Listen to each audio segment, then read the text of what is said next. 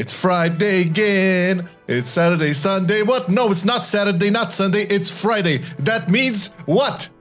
Means it's TLF time, and today we're gonna be looking at melee specs because last time we had range specs, and okay, maybe you're bored of raids, and that's good because today we're gonna be looking at Mythic Plus, since there's been some time for specs to actually dabble into the dungeons and see exactly what's what, and we are going to be looking at overall the best and highest of keys cleared by everybody. Let me just tell you, pretty much everybody has done high keys. Pretty much everybody, almost. Yeah, and again, guys, this is quite early on. Not all of them have like their 4-piece. Some of them have their 2-piece sets and whatever. But this is like just a initial lookout on the Mythic Plus side of things for melees. It's going to be really cool to check this out in a month or 2 months from now and see how the things have changed so far. But you know what never changes? Well, when it does change, it's always for the better. Forge, baby, the very own sponsor of this video and a longtime partner for Marcelian&Online. This is the platform that we use to download all of our add-ons, to look for new add-ons, to update all of them with one magical button, sort it out, and all of that great stuff. The app is getting constant improvements and bug fixes and quality of life changes all the time. You can see like on a weekly basis, all of the updates the devs do is really ridiculous. It's like our go-to place for all of the add-ons things. You can check the link in the description to see the add-ons we use, and only after you watch the video, okay? So thank you, Forge, for being such great folks. And now let's get into Arms Warrior, which was, wow, what a surprise! I wasn't expecting this. Arms Warrior is kind of had a little bit of a fall from grace, although like you mentioned, this is pretty early because we don't have like full tier set and we don't have the double edge there as well. We're not gonna say this for everybody, but Arms Warrior right now is actually one of the specs that's clearing the lowest amounts of keys. But why? I think there's a couple of 20s done by Arms Warrior, but not that many. So this time around, Arms is probably going to go down into D tier. You know, so listen, we put it in here just based on the data so far, but you have to understand, we love Arms, both of us. This is one spec that we love, and we saw like our boy Thorgrim like being like up there kicking ass and taking names like super big damage. It's fun to play. Only right now, in comparison to other specs, maybe some of these specs have access to their bonuses from the tier sets earlier on. I'm sure that Arms is not going to remain here, but for now, sorry, Arms Warriors, we gotta put it in there. Now, the next one, even a bigger surprise for me, but this is bound to change. Okay, so Assassination Rogues. Assassination Rogues. When we talked about the melee predictions for Mythic Plus, I've kind of argumented a lot that because of the bonus sets and the double legendaries that will come to Assassination Rogues, they will be a greater, I would say, in a greater performance spot than they were previously in Mythic Plus, right? It's interesting that you say that because in the top 3 or 4 rogues in dungeons, there was an assassination.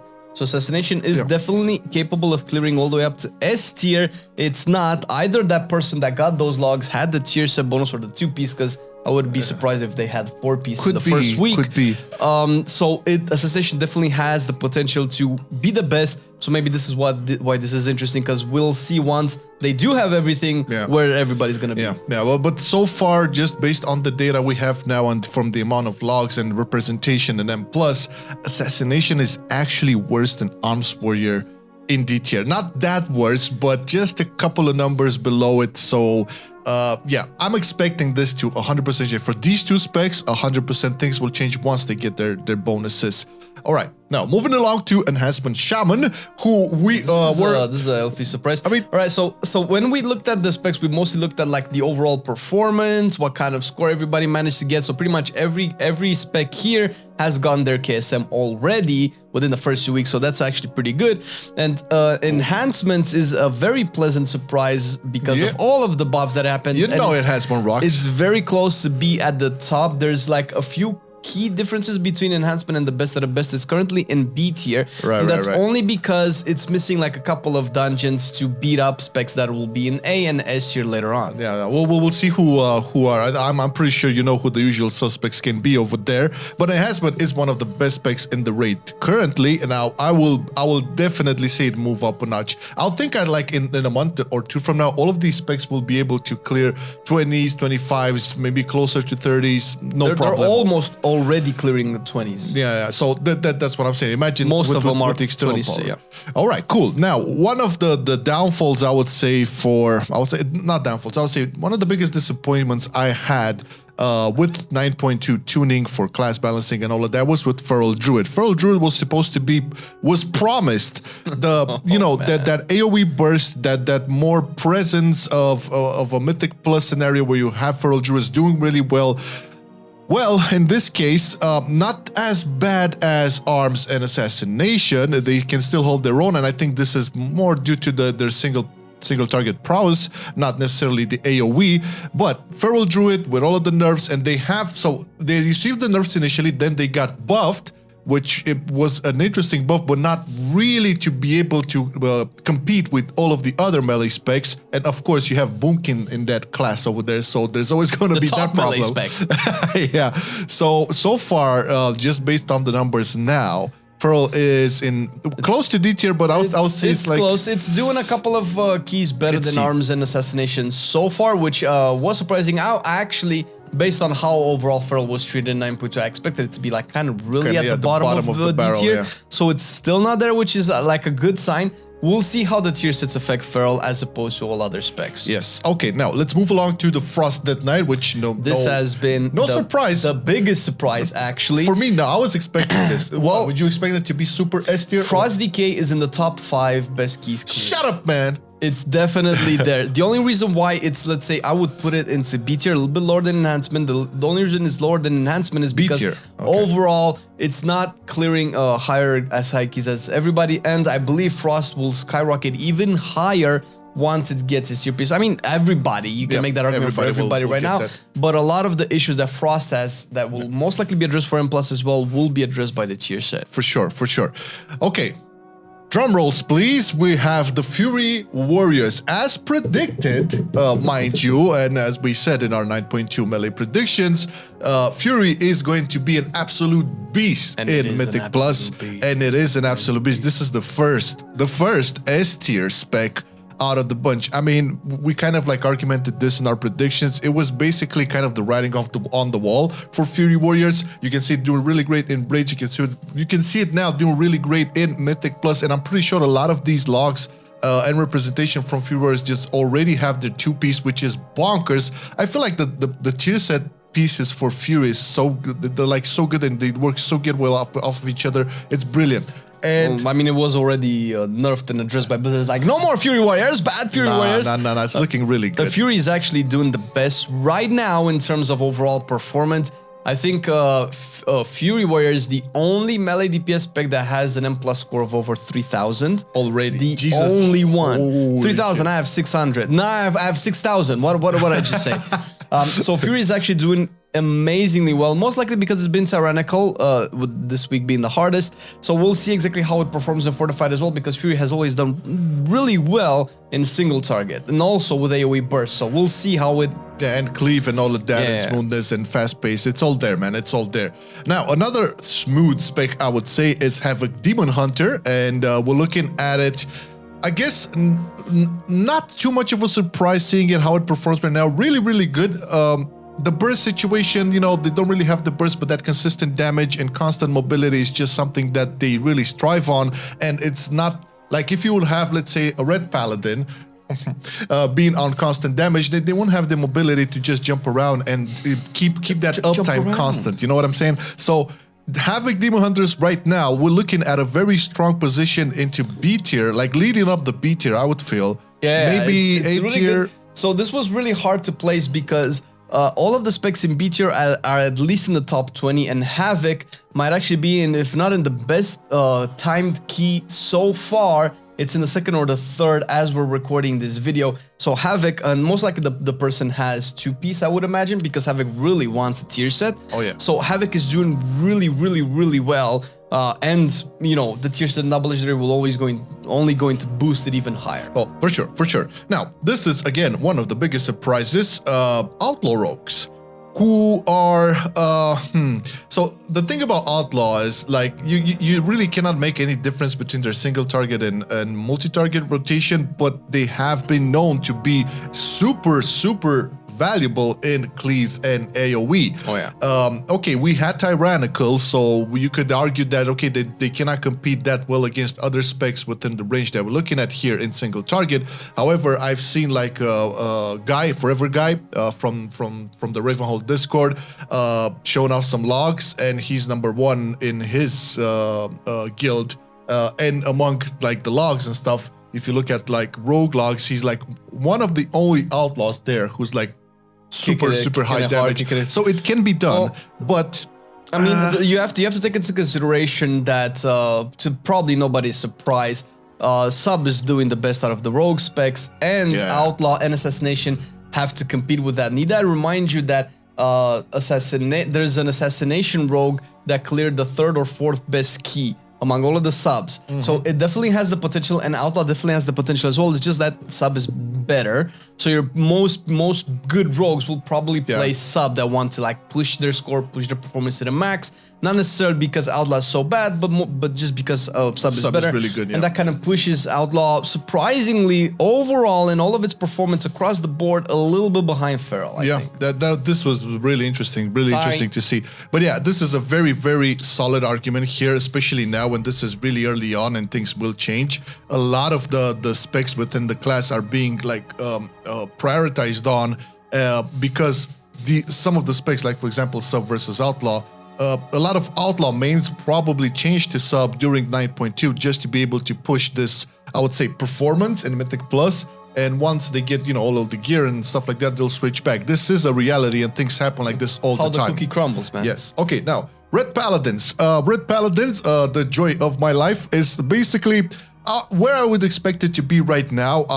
And this is not something where it will stand, I feel, because most of the Red Paladins right now, if they're rocking some dungeons, they're rocking only the 2-piece. This is from what I saw, and in the Hammer of Red Discord community as well. And the 2-piece is basically the Seraphim proc, which is good, but they're still playing with the Final Reckoning and Execution Sentence, especially in the last week Tyrannical, really good. However, when the Red Paladins will get their tier set and double Legos, that's gonna be insane, because you have to remember Red Paladins can do crazy shit AoE damage, like when the target count is there, and the 4-piece will only just bump up their AoE potential and their constant damage as well. We're gonna see Red Paladins switch from the bursty, oh my god, look at the damage now, and then bye-bye, to a more, I would say, Havoc-y feel. We'll see. Consistent AoE damage. But for now, I've seen your ass slap shit. That Wake of Ashes, though. That Wake of Ashes. Yeah. It's good. It's coming. So right now, it's not like in the best spot. It's kind of where I would expect it to be. It's very close to B tier. It's better than Feral and Outlaw for sure. This was also again very hard because a couple of the Red Paladins were really high up there in the leaderboards, but not very many. So I would imagine that those that were there were the ones that were lucky on the tier set. So I can imagine that Red with the tier set, with leaving the 4-piece, will literally blast the night. Man, if we can see Red going like 80 or maybe higher, I wouldn't call it that, because you have to be aware of other specs getting the tier set as well. It's gonna be good. It's definitely gonna be competing, I would say. Now, another drum roll, please. Subtlety Rogue! Okay, Subtlety Rogue, again, as predicted, it was really good in 9.1. It's solid S tier, no surprises here. But behind Fury, a little bit, they're very close. They're very close, and so far, Fury seems to kind of every now and again has taken the role of Windwalker, because Windwalker was kind of always supplementing subs, because with sub you have that massive single target funnel and let's say the massive AoEs. Yeah. But Windwalker had, let's say, more reliable AoEs on different numbers of targets.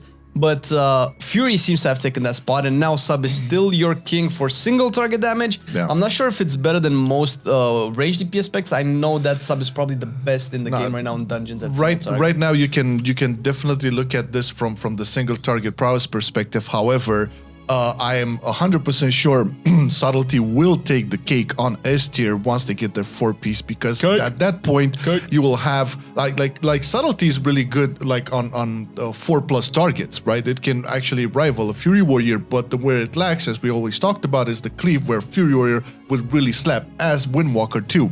But after the 4-piece, you'll definitely see a change there. So right now, I mean, there's no surprise here. You know, Subtlety S tier, it was really, I mean, it was the rogue spec to have in 9.1 as well. So, whew, right, happy for the subs, man. Finally, 2 patches in a row being good, gotta love it. They need it. They need how about your next S tier? Not yet, really. All right, so listen, Survival Hunter is something that I will definitely try eventually. It's going to be an alt for me this patch since I'm main prot warrior. However, Survival Hunter right now is in C tier, doing a little bit better than Feral, most likely because Survival hasn't yet gotten its tier set. Man, when the bombs because come, again, Survival hasn't got almost anything helping it do really good in raids. It's still a very bad spec in raids, aka making it harder for Survival to get this tier set a little bit quicker than others. Yeah, so that's always going to be an issue. It's not bad, but it's worse than a lot of other specs. However, you can expect Survival to bump at least 2 tiers once it gets its tier set because it slaps, and it slaps hard. And for what it's worth, at least M+ might see Survival really kicking it later on. For now, it's kind of where it was last season, C tier, sometimes maybe B. There are a couple of Survivals that are really doing high keys compared to everybody else, but not that many. So we're still going to keep an eye open for Survival once it gets the tier piece and the double legendary as well, and see exactly what's going to happen. I do expect Survival to be at least top P tier. Oh yeah, cannot wait for it, man. Year of the Spirit and all of that. Come on, when is that year coming? All right, moving along to Unholy Death Knight. Unholy Decay. Close to BT, close to Frost from what I've seen, but actually, well, it's top C tier from what I was able to see. Okay, so it's the best out of this tier. Yeah, it's surprising because last time I think we had Unholy all the way down to D tier. Yeah. So it's doing a little bit better. It has received some buffs, mostly to do with the tier set as well. Which once the tier set, I have it on good authority that once it gets the tier set, it's probably going to be the spec with the best execute in the game. And although that is important in dungeons, it's not as important as in raids. But in Tyrannical, you might see Unholy really slap high keys, and I cannot wait to see how that plays out. Unholy has been getting the short end of the stick for about a year now. It's been trailing off since the beginning of Shadowlands, little by little, patch by patch. The conduits have been addressed this time around, so it's doing a little bit better, but we'll have to see exactly how it will perform as the weeks go on. Yeah, I mean, rivaling executes from Warriors, is that what you're saying? Better. Apparently better. Okay. Like, I don't know, man. I'm just supposed to be king, but... Okay, we'll see. Now, let's take a moment here and just address the last melee spec out of the spectrum, which is Windwalker. There's a hole in our tier list, man. Yeah, there's a hole in our tier list. I wonder where we will place the Windwalker. Windwalker is obviously going to go into A tier, and the only reason why it's not S tier, not because it's necessarily bad, but Fury's doing a little bit better, so we had to separate the two because they're just not that equal. It's not bad, okay? I mean, it's freaking A tier. Come on, man. No. So it's doing really good, really high keys. I mean, if you're not going to be playing with a Brewmaster, you're likely going to want to have a Windwalker, since obviously you're going to probably always play sub if you're pushing the highest of keys. Or if you're even playing Fury instead of subs, you might still want to survive, a Windwalker for that Mystic Touch debuff. And although some of the fixes were addressed, Windwalker's still slapping, man. Yeah, they're still slapping. There's still a situation where, you know, spinning crate kick it resolves and dissolves a lot of the mobs. But these things will change. And once again, like Windwalker is gonna get, I feel, it's gonna get a little change up on its head with the Fist of Fury thing and the 4-piece. So right now it's kind of performing and acting like it used to in 9.1, 9.1.5. But once everybody will get their sets and double Legos, I feel Windwalker will have even a bigger presence, and probably because it's going to become one of the S tiers just because it will have the single target and also the AoE. Yeah, well, seeing as how Fist of Fury kind of trailed off a little bit in terms of priority in the rotation, once with the buff, it's going to come back. So it's kind of like even out the spec. You don't really... Because, I mean, Windwalker slaps, but you do need that Dance of Chi-Ji proc. And if you're not getting that Dance of Chi-Ji proc, at least Fist of Fury will do better. So overall, the curve might be smoothed out, and Windwalker will overall be a smidge better and funner to play. But this is what we're looking at right now, man. This is it. The final list. So many in C tier. Yeah, this is basically mostly what we were kind of expecting at this point. And once again, we have to stress out, it's still early on. It's not a meta-defining tier list whatsoever. It's just like it's as kind of last like week. a results analysis type thing. Like I mean, most people are really trying very hard to get their vaults up and running. So they were doing 15s and 20s. Everybody's doing higher than 15s. That's not a problem. And that's doing that in the first week should basically tell you, yeah, you're fine playing any spec that you want. And seeing as how I think accepting arms and assassination, although they have cleared 20s, pretty much everybody's doing at least 1 or 2 20s at this point. So that's perfectly fine. I am expecting this to really flip around once we get to week 5. We get double legendaries. And so on. It's gonna be really, really awesome to see what is to come. What else is awesome, Flame? Well, our patrons are definitely the most awesomeness of awesomeness. Thank you for supporting the tier list and of course everything else that we do on the channel, the class guides, the opinion, the news pieces, the podcast, even the streams. Everything that you're supporting is basically going to be, you know, on our channel eventually, one way or another. So and improving in quality, because that's what you wanted to say. I have a script here. It's a script there somewhere. It's a script somewhere in the head. We don't know. But on the real, guys, thank you so much. It means the world to us for you guys to be like on a monthly basis, keep on, you know, carrying the torch for us.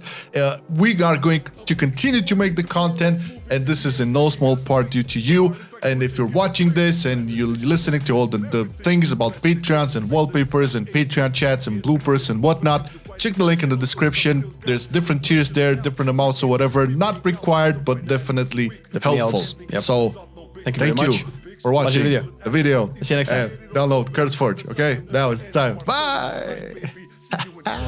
I've been loving it then, I still love it now. Still, I play WoW. Still, I play WoW. Getting better every day, let me show you how. Cause still, I play WoW. Still, I play WoW. It's getting harder to stay, but at the end of the day, it's a guilty pleasure, so just log in and play. Whether it's classic or retail, I'ma do a /bow. Still, I play WoW.